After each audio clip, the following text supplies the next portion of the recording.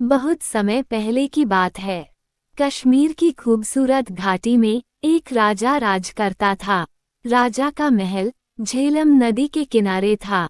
एक दिन राजा की रानी महल के झरोखे से बाहर देख रही थी। उसने एक मछली बेचने वाली को देखा, जो मछलियों से भरी टोकरी लेकर शहर में बेचने जा रही थी। रानी ने मछली वाली को ऊपर बुलाया। मछली वाली ने अपनी टोकरी नीचे रखी। टोकरी में ऊपर ही एक बहुत बड़ी मछली थी। रानी ने पूछा, यह मछली नर है या मादा?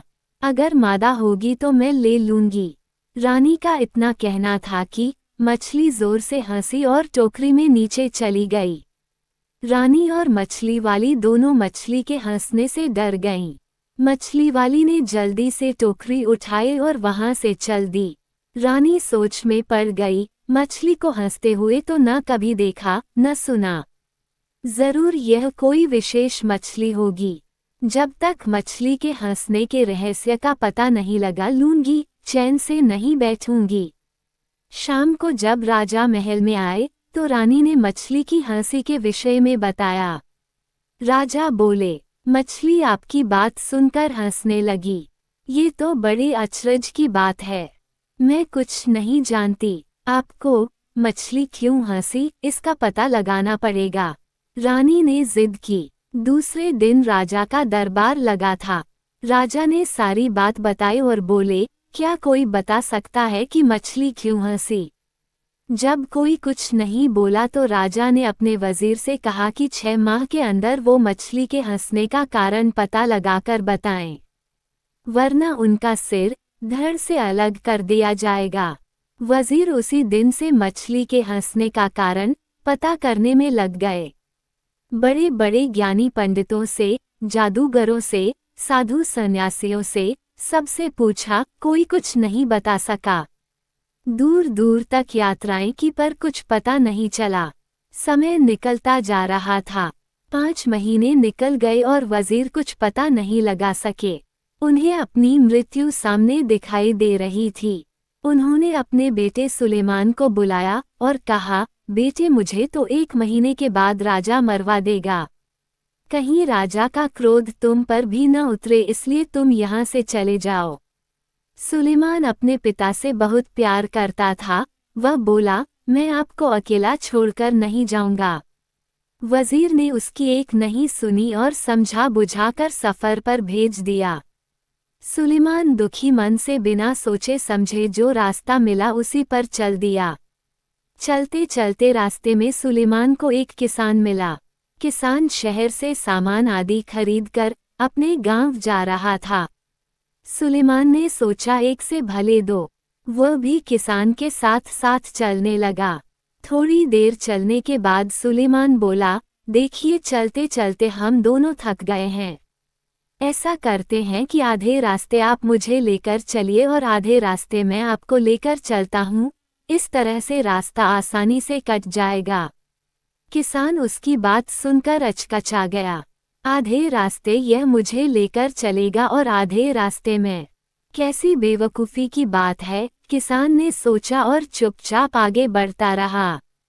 थोड़ी देर में वे एक पहाड़ी के ऊपर थे। नीचे झेलम नदी की पतली धार दिखाई दे रही थी और ऊपर देवदार के पेड़ों का जंगल। दोनों एक पत्थर पर बैठकर सुस्ताने लगे। सुलेमान ने जेब से एक चाकू निकाला और उसे किसान को देकर बोला, आप ये चाकू लीजिए और जंगल से 2 घोड़े ले आइए, और हाँ, चाकू संभाल कर रखिएगा, बहुत कीमती है। किसान बड़बड़ाया, चाकू लेकर मैं जंगल से घोड़े पकड़ लाऊं? यहाँ इस पहाड़ी पर घोड़े? या तो ये खुद पागल है या मुझे पागल बना रहा है। थोड़ी देर में फिर से दोनों चल दिए। कुछ देर बाद दोनों एक खेत में पहुंचे। खेत में पकी हुई फसल कटने के लिए तैयार खड़ी थी। कितनी अच्छी फसल है, किसान फसल देखकर बोला। हाँ वह तो है, पर पता नहीं फसल खा ली गई है या बची है। सुलेमान ने जवाब दिया, खा ली गई है। क्या मतलब है तुम्हारा? देख रहे हो फसल अभी कटी नहीं है और तुम कह रहे हो खा ली गई है। किसान गुस्से से बोला, मैंने तो यूं ही कह दिया, सुलेमान बोला। और वे फिर अपने सफर पर चल दिए। अब वे एक फूलों से भरी घाटी में पहुंचे। घाटी के एक ओर एक छोटी सी नदी बह रही थी। नदी के पार पहाड़ी थी जिस पर एक गांव दिखाई दे रहा था। किसान ने अपने जूते उतारे, पजामा ऊपर खोंसा और नदी पार करने लगा। नदी अधिक गहरी नहीं थी पर धार बहुत तेज थी और तलहटी में ढेर सारे छोटे बड़े पत्थर थे। नदी पार करके किसान मुड़ा तो उसने देखा कि सुलेमान जूते पहने हुए ही नदी पार कर रहा था। सचमुच में ये पागल है, किसान ने सोचा। नदी पार करके दोनों पहाड़ी पर चढ़ने लगे। गांव के पास पहुंचकर किसान बोला, मेरे घर चलो, कुछ खा पीकर और आराम करके आगे के सफर पर निकल जाना। मुझे बड़ी खुशी होगी आपके घर चलकर, लेकिन क्या आपके घर की छत इतनी मजबूत है कि आप मुझे अपने घर ले जा सकें? सुलेमान ने जवाब दिया। अब किसान अपने गुस्से पर काबू नहीं रख सका और बोला, मैंने तो शराफ्त के नाते अपने घर आने की दावत दी थी। नहीं आना है तो मत आओ, पर मेरा अपमान तो मत करो। इतना कहकर किसान अपने घर की तरफ चल दिया। किसान की एक बेटी थी, गुलनार, बहुत समझदार और चतुर। जब उसने अपने पिता का गुस्से से तमतमाता चेहरा देखा तो बोली, अब्बू क्या बात है, किस पर इतना नाराज हो रहे हैं? अरे, एक लड़का है, रास्ते में मेरे साथ हो लिया। रास्ते भर तो ऊट-पटांग बातें करता ही रहा। अब मैंने जब शराफ्त के नाते घर आने की दावत दी तो कहता है कि क्या मेरे घर की छत मजबूत है। जैसे वह आएगा तो उसके ऊपर छत गिर पड़ेगी।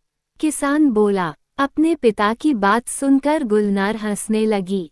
अरे अब्बू, छत कमजोर होने से उसका मतलब रहा होगा कि आपकी हैसियत ऐसी है कि आप उसकी खातिरदारी कर सकेंगे। जरूर वह किसी अमीर घराने का होगा। किसान ने सोचा तो उसे गुलनार की बात ठीक लगी। अच्छा बेटी, तो जरा उसकी उन बातों का भी मतलब बताओ जो वह रास्ते भर करता आया है। और किसान ने रास्ते का सारा हाल उसे बताया। गुलनार थोड़ी देर सोचती रही, फिर बोली, अब्बू, ये लड़का बहुत समझदार और बुद्धिमान है। उसकी हर बात में एक मतलब छिपा है। जब उसने कहा कि आधे रास्ते आप मुझे ले चलें और आधे रास्ते वह, तो उसका मतलब था कि आधे रास्ते आप उसे कोई कहानी सुनाए और आधे रास्ते वह सुनाएगा। इस तरह रास्ता आराम से कट जाएगा और किसी को थकान महसूस नहीं होगी। किसान बोला। और घोड़े? घोड़ों से उसका मतलब असली घोड़ों से नहीं था। उसका मतलब था कि जंगल से लकड़ी की 2 मजबूत टहनियां काट कर ले आइए, जो छड़ी का काम देंगी। चलते चलते थक जाने पर छड़ी का सहारा किसी घोड़े से कम नहीं होता। और फसल खाली गई है से उसका मतलब था कि कहीं किसान ने साहूकार से कर्ज तो नहीं लिया है। अगर लिया होगा तो फसल सारी साहूकार उठा ले जाएगा। किसान को तो कुछ नहीं मिलेगा। किसान बोला, चलो तुम्हारी सब बातें ठीक हैं, पर जूते पहनकर नदी पार करना तो पागलपन ही कहा जाएगा। अब्बू, मैं कई बार सोचती हूँ कि लोग जूते उतारकर नदी में क्यों जाते हैं। ऐसा करने से तो कोई नुकीला पत्थर उनके पैर में चुभ सकता है और वे गिर भी सकते हैं। जूते पहने रहने पर पैरों का बचाव तो होगा। अरे, ये लड़का तो सचमुच में बहुत अक्लमंद है। मैं अभी उसे लेकर आता हूँ, कहकर किसान घर से निकल गया। थोड़ी देर में सुलेमान को लेकर घर आ गया। इधर गुलनार ने सोचा क्यों न वह भी लड़के की परीक्षा ले। उसने एक थाली में 12 रोटियां रखीं, एक कटोरा खीर का भर कर रखा और दूध से लबालब भरा हुआ एक जग रखा। थाली नौकर को देकर बोली, ये थाली सुलेमान को देना और कहना कि साल में 12 महीने होते हैं, पूरे चांद की रात है और सागर में पानी लबालब भरा है। नौकर लालची था। उसने सोचा, अगर मैं थोड़ा खाना खा भी लूं, तो लड़के को क्या पता चलेगा। उसने एक रोटी खीर के साथ खा ली, फिर जग में से थोड़ा दूध पी लिया। फिर उसने जाकर थाली सुलेमान को दी और गुलनार का संदेश सुनाया। सुलेमान ने थाली रख ली और नौकर से कहा, आप अपनी मालकिन को शुक्रिया कहिएगा और कहिएगा कि साल में 11 महीने होते हैं, आधे चांद की रात है और सागर में पानी लबालब नहीं है। नौकर ने आकर गुलनार को सुलेमान का संदेश सुना दिया। गुलनार समझ गई कि नौकर ने थाली में से खाना खाया है। नौकर ने मान लिया कि उसने चोरी की है। ये बात तुम्हें कैसे मालूम पड़ी कि नौकर ने थाली में से खाने की चोरी की है? किसान ने पूछा। अब्बू, मैंने 12 रोटियां रखी थीं, मतलब साल में 12 महीने, कटोरा भरकर खीर का था, यानी पूरे चांद की रात, और सागर में लबालब पानी मतलब जग दूध से भरा है।